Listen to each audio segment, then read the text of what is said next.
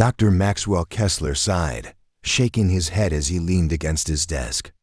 His voice was sharp, filled with irritation loud enough that Barron Trump, standing just a few feet away, could hear every word. "I am not wasting my time on another one of these so-called heroes," Kessler muttered. "They sign up for war, follow orders without question, and then expect the rest of us to clean up the mess. Maybe they should take responsibility for their own choices." A nurse stood before him, gripping a patient file. Her eyes darted between Kessler and an elderly man sitting in a wheelchair nearby, a veteran with graying hair and a weary face. "Waiting for treatment. Dr. Kessler, this man served our country. He risked his life for all of us," she said hesitantly. Kessler scoffed. "And? I risk my life every day working in this hospital, but no one throws me a parade." Maybe he should have thought twice before fighting for a system that never cared about him. Barron stopped in his tracks. He had heard enough.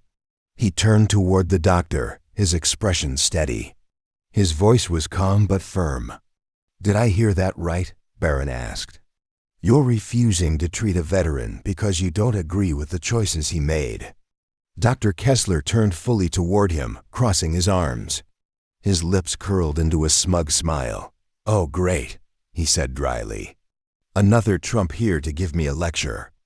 Dr. Kessler let out a short laugh, shaking his head as he leaned against his desk. "You Trumps are all the same," he said, his voice dripping with sarcasm. "You live in your mansions, fly on private jets, and now you want to tell me how to do my job? Do you even know how the healthcare system works?" Barron didn't flinch. His posture remained firm, his eyes locked onto the doctor. "I know that denying medical treatment to someone based on your personal politics is unethical," he said. "This man risked everything for this country, and you're treating him like he's worthless." Kessler smirked, shaking his head. "That's where you're wrong. He didn't fight for me. He fought for a country that sends young men to die for oil and profit, and now he wants a reward for it?" He gestured toward the veteran. Maybe he should have chosen a different career path, one that didn't involve blindly following orders. A murmur rippled through the waiting area. Several patients and nurses had stopped what they were doing, now watching the heated exchange. Barron exhaled slowly, his voice steady. "So that's what you think, that veterans don't deserve respect? That their service means nothing?" Kessler shrugged.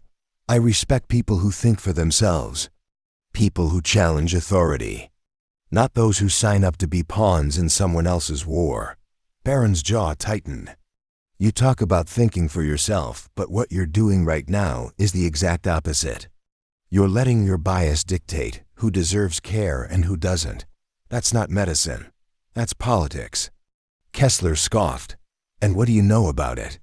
You've never had to struggle a day in your life. Everything was handed to you because of your last name. You wouldn't last a week in the real world." Barron took a step closer, his voice firm but controlled. "You think being privileged means I don't understand responsibility? I could have ignored this situation. I could have walked away and let you keep treating people like this. But I won't, because right and wrong don't change based on who you are. And right now, you're wrong." The room fell silent. Even the veteran in the wheelchair, who had been sitting quietly, watching the exchange, nodded slightly. Dr. Kessler folded his arms, clearly irritated. "And what exactly do you think you're going to do about it?" Dr. Kessler let out an exaggerated sigh and leaned forward on his desk, shaking his head. "You conservatives love to talk about duty and service, but when it comes to actual policies that help people, you're the first to cut funding. You sit here preaching about how much you respect veterans, but where are you when they need housing, when they need mental health care? Oh, that's right, you're too busy chanting small government to care." Barron's expression remained unreadable, but his voice carried weight. "You're right about one thing, veterans deserve more support. But that's exactly why people like you are part of the problem. Instead of helping, you turn them into political talking points. You claim to care, but when a veteran is sitting right in front of you, needing medical attention, You refuse to do your job because of your own bias. Kessler scoffed. Oh, please. Don't act like you're some champion for the working class. People like you, people born into money, you'll never understand what it's like to struggle for survival, to be stuck in a system designed to keep people down. Your father got tax cuts for billionaires, while the rest of us have to fight for basic health care. Barron's gaze sharpened. So that's what this is really about? You hate my last name, so you think that gives you an excuse to deny someone care? You're not some selfless doctor fighting for the poor. You're just another ideologue who puts politics above people. A few murmurs spread through the room as more patients, nurses, and even some doctors stopped to listen. The veteran in the wheelchair finally spoke, his voice rough but firm. I didn't fight for Democrats or Republicans. I fought for every American, even the ones who don't respect me. But I never expected to come home and be treated like a burden. Kessler glanced at the veteran, shifting uncomfortably, but quickly masked it with a smirk. I don't deny treatment based on politics. I deny treatment to people who think they're entitled to more than the average citizen. Barron crossed his arms. Then what's your solution? Punish the very people who risked their lives? You talk about fairness, but what's fair about turning away a man who sacrificed everything, while others get free benefits just for playing the system? Kessler narrowed his eyes. Healthcare should be for everyone, not just people who wave a flag and expect a medal. Maybe if your side cared as much about universal coverage as you do about military parades, we wouldn't have this problem. Barron didn't blink. And maybe if people like you actually followed the oath you took as a doctor, we wouldn't be standing here having this conversation. Silence filled the room. The tension was thick. The debate wasn't just between two people anymore. Everyone in the hospital was watching. Dr. Kessler tapped his fingers on the desk, his frustration evident. You think you're making some great argument, but at the end of the day, you're just another privileged kid playing politics. You'll walk away from this and go back to your perfect life, while the rest of us deal with reality. Barron took a slow breath. And yet, here I am, standing up for someone you refuse to help.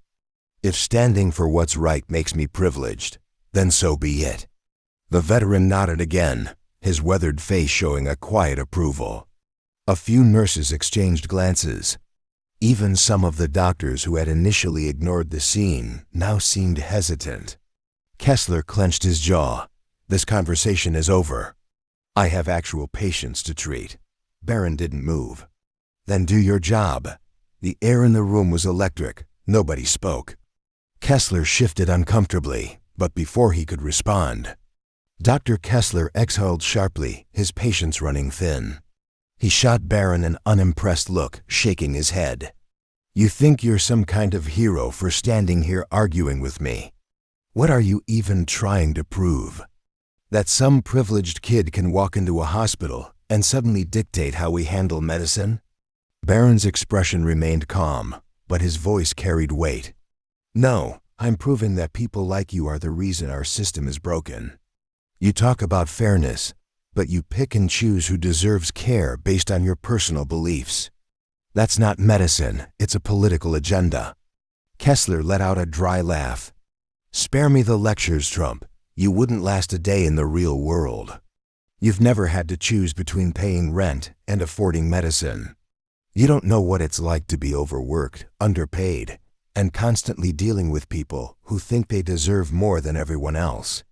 Barron stepped forward. You mean people like this man? He gestured toward the veteran, who still sat silently in his wheelchair, observing the debate unfold before him. You act like you're standing up for the little guy, but you're the one denying him help. If you really believed in fairness, you'd be treating him like any other patient. Kessler clenched his jaw. He could feel the eyes of the hospital staff and patients on him, waiting to see how he would respond. The air in the room was thick with tension. One of the nurses hesitated before speaking. Dr. Kessler, maybe we should just. Kessler shot her a glare, silencing her immediately. He turned back to Barron. You think you've got everything figured out, don't you? You waltz in here, throw around some self-righteous speech, and expect me to change my entire worldview. But you don't get it. I see what happens when the system fails. I see the people who get left behind while your side fights for tax cuts and corporations. Barron's voice remained steady. And I see what happens when people let their personal grudges cloud their judgment. A veteran who put his life on the line is sitting right in front of you, needing help. But instead of doing your job, you're making excuses. The veteran finally cleared his throat. His voice was gravelly, but strong. Son, I've been called a lot of things in my life. I've been spit on, ignored, and forgotten. But I never thought I'd see the day where a doctor looks me in the eye and tells me I don't deserve to be here. Kessler's jaw tightened, but Barron wasn't finished. You talk about privilege. The real privilege is having the power to help someone and choosing not to. A murmur spread through the hospital lobby. Several nurses exchanged uncertain glances. Even some of the younger doctors who had been pretending not to listen now seemed uncomfortable. The hospital director, an older man in a gray suit, had entered the room unnoticed. His sharp eyes scanned the situation, taking in the expressions of those around him. Finally, he spoke. "Dr. Kessler," he said firmly, "my office now." Kessler stiffened, glancing around the room. For the first time, there was uncertainty in his eyes. He looked at Barron, then at the veteran, then back at the director. "This isn't over," he muttered under his breath before turning on his heel and walking toward the director's office. Barron watched him go, then turned to the veteran. "Sir, let's get you the help you need." The veteran nodded, a slow smile forming on his weathered face. "I appreciate that, son." The nurses moved quickly, preparing a stretcher and calling in another doctor. The tension in the air hadn't fully faded, but the shift was undeniable. Barron had stood his ground, and for the first time in a long time, someone had fought for a veteran who had been forgotten. The hospital lobby was still buzzing with whispers. Dr. Kessler had vanished into the hospital director's office, but the weight of his words lingered in the air. Some staff members exchanged uncomfortable glances, while a few patients shook their heads in disbelief. Barron turned his attention back to the veteran, who was now seated on a hospital bed as a nurse checked his vitals. The older man studied Barron for a long moment before speaking. "You remind me of the kind of men I served with," he said, his voice rough but steady. "Men who stood their ground when it mattered." Barron nodded. "You shouldn't have to fight for basic respect, especially not here." The veteran sighed, his gaze drifting toward the hallway where Kessler had disappeared. "Doctors like him. They don't care about us. They think we're relics from a past they don't respect. But when their freedom was on the line, it wasn't politicians or activists who stood in the way. It was men like me." Barron clenched his jaw. "And they take that for granted." Just then, the door to the director's office swung open. Dr. Kessler stormed out, his face rigid with frustration. The hospital director followed close behind, his expression unreadable. "Dr. Kessler, you're dismissed for the rest of the day," the director said sharply. "We'll discuss your future at this hospital at a later time." Kessler glared at Barron before scoffing. "Unbelievable. This is exactly what's wrong with this country. One rich kid walks in, makes a scene, and suddenly, I'm the villain."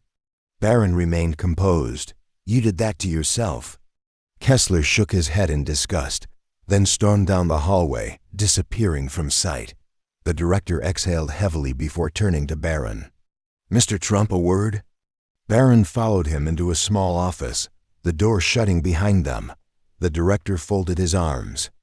"I won't pretend that I agree with your politics, but I will say this, you were right about today." Barron leaned forward slightly. "This isn't about politics. It's about doing the right thing." The director studied him for a moment before nodding. "Kessler will be dealt with. His behavior was unacceptable. But I need to ask, are you planning to make this public?" Barron's expression didn't change. "I don't need to. People saw what happened. They'll talk about it, whether I say something or not." The director sighed. "Fair enough. He hesitated, then extended a hand. "I respect how you handled yourself." The Baron shook his hand briefly before leaving the office. As he walked back toward the hospital room, the veteran was waiting for him. "You gonna be all right, son?" The older man asked with a knowing look. Barron nodded. "I should be asking you that." The veteran smirked. "I live." He shifted slightly in his seat before adding, "The way you stood up to him. You don't see that much anymore. Keep doing what you're doing." Barron held his gaze. Always. The tension in the hospital had not faded. Dr. Kessler was gone, but the energy of the confrontation still hung in the air. Nurses whispered among themselves. Patients exchanged glances. The veteran, still seated in his hospital bed, watched Barron closely. Barron turned toward the hospital director, who remained standing near the door, arms crossed. "So what happens now?" Barron asked, his voice calm but firm. The director let out a slow breath. "Dr. Kessler will be placed under review. He won't be making any medical decisions until this is sorted out." Barron's gaze didn't waver. "And what about him?" He gestured toward the veteran. The director nodded at a nearby nurse. "He'll receive the care he needs. No more delays." The veteran exhaled, shaking his head. "Took long enough," he muttered. Just as the tension in the room seemed to settle, the door to the hallway burst open. Dr. Kessler stormed back in. "You've got to be kidding me," he snapped. His face was red with anger. "You're actually rewarding this? You're letting him," he jabbed a finger toward the veteran, "cut the line because some Trump decided to make a scene?" Barron turned fully toward him, his expression unreadable. "You're still talking," he said, his voice steady. Kessler scoffed. "Of course, I'm still talking. This is insane. I've worked in this hospital for years, and now I'm being treated like a villain because I have the nerve to call out this country's obsession with glorifying soldiers." The hospital director stepped forward. "Kessler, I told you to leave." But Kessler wasn't done. He turned his glare back to Barron. "You think you won something here, kid? You think your name gives you the right to walk in here and lecture me? You don't know what it's like to work long hours, to struggle, to—" Barron cut him off. "No, Dr. Kessler, you don't know what it's like to sacrifice." Kessler clenched his jaw, but Barron wasn't finished. "You talk about struggle? This man," he gestured to the veteran, "knows more about struggle than you ever will. He's watched friends die. He's lived through things you can't imagine. And yet, you stand here and act like you're the victim?" Kessler opened his mouth, but Barron didn't let him speak. "You want to talk about privilege? The real privilege is standing in a position of power and choosing who deserves help based on your own bias. The real privilege is working in a hospital and thinking you get to decide whose life matters." The room was silent. Every pair of eyes was on Barron now. Even the nurses, who had been hesitant before, now watched with something close to admiration. Barron took a slow step forward. "So tell me, Dr. Kessler, who's really entitled here?" Kessler's lips pressed into a thin line. He turned toward the hospital director. "You can't seriously be siding with him." The director folded his arms. "I'm siding with the people who actually believe in medicine, not politics." A long, heavy silence filled the room. Kessler's hands clenched at his sides, his face twisting in frustration. He looked around, as if waiting for someone to defend him. No one did. Finally, he let out a bitter laugh. "This is a joke." The director motioned toward the door. "Get out." Kessler stood still for a moment, his pride refusing to let him move. But then, seeing that no one was on his side, he turned sharply and stormed out of the room. The door slammed behind him. A beat passed. Then the veteran let out a slow chuckle. "Well, that was something." The Baron turned back to him. "You're gonna be all right now." The veteran nodded. "Thanks to you." Barron shook his head. "No, thanks to what you've done for this country." The nurse smiled softly. "I'll make sure he gets the best care possible."